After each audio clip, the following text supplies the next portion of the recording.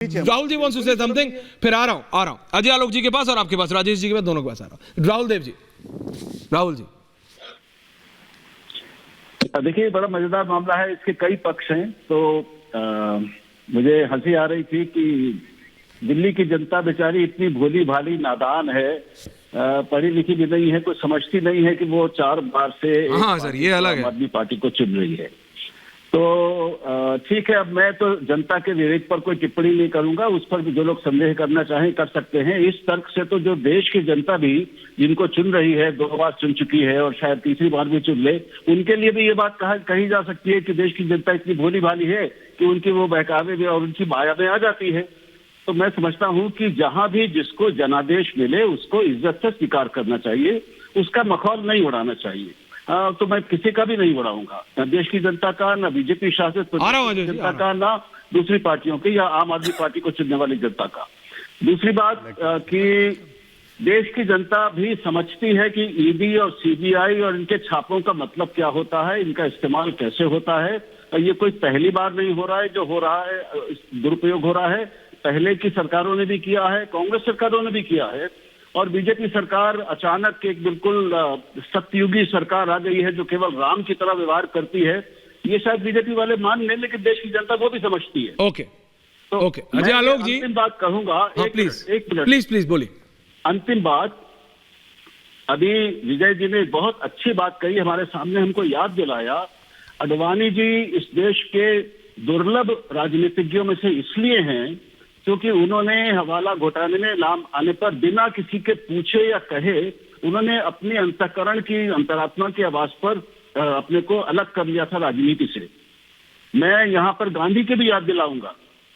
मैं समझता हूं कि अरविंद केजरीवाल अगर थोड़े अपनी दीर्घावधि की लॉन्ग टर्म राजनीति को ध्यान में रखें और जनता के सामने एक नैतिक उदाहरण पेश करना चाहें तो उन्हें समन का आदर करना चाहिए, उनको जाना चाहिए, जवाब देने चाहिए, और गिरफ्तार अगर होते हो तो हो जाना चाहिए। एक बार सरकार उनकी चली जाए कोई बात नहीं, लेकिन मैं समझता हूं कि इस देश की जनता ओके राजेश जी पुरस्कृत करेगी। आपने राजनीति को चेंज करने की बात की थी, ये कैसे चेंज हो रहा है? आप भी तो वही कर रहे हैं जो बाकी राजनेता कर रहे थे। राजेश जी, भाटिया जी आ रहा हूं उसके बाद। देखिए, मैं एक बात आपको कहना चाहूंगा, प्लीज बताइए।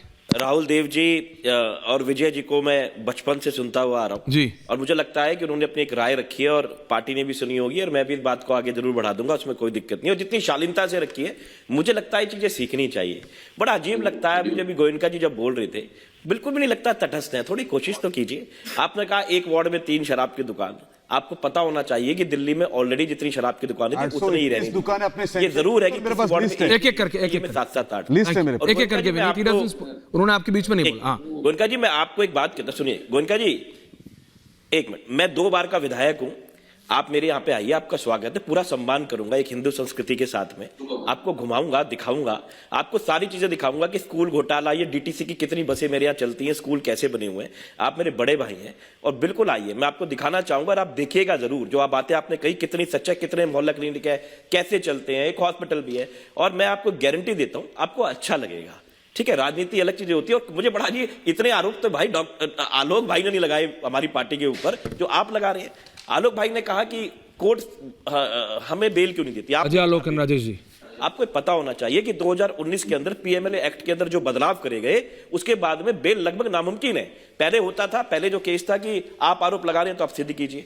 अब पीएमएलए एक्ट में ऐसा हो गया है कि अब आरोपी को सिद्ध करना है कि मैंने कुछ नहीं किया है, और कोर्ट तो कानून से चलेगी ना, कानून आपने बना दिया ऐसा, अब क्या करे कोई बताइए। तो इस तरीके से मेरी आप लोगों से एक प्रार्थना है। देखिए, राहुल जी ने बचा, विजय जी ने कहा, और उन्होंने हमको सलाह दी, हमारे ऊपर आरोप भी वो लगा सकते हैं, लेकिन बताने का तरीका देखिए कैसा था। हम अजय जी है ना, ओके, और हमने ओके राजेश जी देखिए, ठीक है, लेकिन अजय जी मेरे को भी आरोप जी से भी ज्यादा आगे चलेंगे मेरे ख्याल से आप।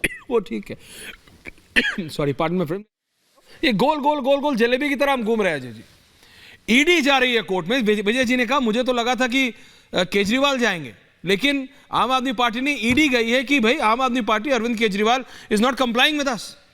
ये हो क्या रहा है मेरे को समझ नहीं आ रहा, इसका सॉल्यूशन कहां निकलेगा? जनरल इलेक्शंस आएंगे, जनरल इलेक्शन चले जाएंगे, लेकिन आप करप्शन को कैसे रोकेंगे? अगर आप एजेंसीज पे ही सवाल खड़ा करेंगे तो होगा क्या? देखिए, मैं 3 बातें कहूंगा ऐश्वर्या। राजेश जी ने कहा 2 हेमंत थे, हाँ एक हेमंत साथ में मिल गया तो उसको मुख्यमंत्री बना दिया, दूसरे हेमंत को उठवा लिया। तो मैं कहता हूं कि चलिए हेमंत ही को देख लीजिए, आप ही के हेमंत को देख लीजिए। जब ईडी ने कहा शाम को पूछताछ के बाद कि हम आपको गिरफ्तार करेंगे, तो उस हेमंत ने जाके इस्तीफा दिया। एक आपके केजरीवाल हैं, वो तो जनता से ही संशय करवाने लगते हैं, वोटिंग करवाने लगते हैं कि क्या हम जेल से सरकार चलाएं। तो लोकतंत्र के प्रति तो कमाल की श्रद्धा है इनकी, तो इसमें मैं क्या बोलूं। ये श्रद्धा तो खुलेआम जनता से ही पूछ रहे हैं कि हम जेल से सरकार चलाएं कि नहीं चलाएं। मुझे लगता है कि आज़ाद भारत के इतिहास के बाद या विश्व में पहला कोई ऐसा नेता होगा जो कहता होगा कि मैं जेल से ही सत्ता चलाता हूं। तो इनमें और गुंडों में फ़र्क क्या बच गया। अंडरवर्ल्ड डॉन भी तो जेल के अंदर से ही अपनी बादशाह चलाता है, वही काम करना चाहते हैं क्या। मतलब आप सोचिए कितना उपहास का विषय है। और ऐसी बातें मुख्यमंत्री बोलता है, पूरी पार्टी जाके उस पर वोटिंग करवाती है। दूसरी बात मैं बताता हूँ, मानता हूँ मैं 2014 में दिल्ली की 7 सीटें हमने जीती लोकसभा, 19 में 7 सीटें जीती, और 14 और 19 दोनों में विधानसभा में जनता ने हमें नकार दिया। बिल्कुल मैं मानता हूँ, कोई शक नहीं है, जनादेश का हम सम्मान करते हैं। विधानसभा में वो दिल्ली की जनता शायद नहीं चाहती थी कि हम आए सत्ता में, हमें नहीं दिया सत्ता। लेकिन एक बात बताता हूँ, एक ऐड देखते होंगे आप, एशियन पेंट्स, एक बार लगा लो 10 साल तक फिर रंग उतरेगा नहीं। तो रंग उतरने लगा ना भाई साहब, ये 8वां 9वां साल 10वां साल में रंग उतरने लगा। कूल पानी पी पी के कांग्रेस को कोसने वाली पार्टी, सोनिया गांधी को गिरफ्तार करो, इसको गिरफ्तार करो, ये सबसे बड़ा चोर है, चिदम्बरम सबसे बड़ा चोर है, लालू सबसे बड़ा चोर है, उन्हीं के गोद में आप बैठे हुए हैं। तो चरित्र किसका बदला है, गोत्र किसका बदला है, ये हमें बताने की जरूरत नहीं है। हम तो ये कह रहे हैं कि ठीक है, आप कह रहे हैं 95% कार्रवाई है, आपने कहा कि 3% कन्विक्शन है। लगता है लोकसभा आप नहीं देखते हैं, सरकार ने क्या रिप्लाई दिया है लोकसभा में। फ्लोर ऑफ द हाउस पे minister of state home affairs Jitendra Kumar ने सीधी कहा है स्ट्रेट अवे कि ईडी सीबीआई की कन्विक्शन रेट 94% है।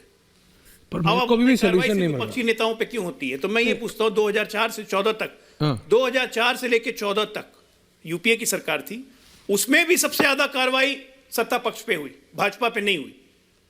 आप बोलिए कि उस वक्त भी ईडी सीबीआई हमारे जेब में। ओके, नहीं राजेश जी आ रहा हूं। भाटिया जी अभी तक बोले नहीं है। आज सीबीआई को तोता क्यों नहीं कहता। रतेंद्र भाटिया, विजय त्रिवेदी जी, विनीत जी, हाँ।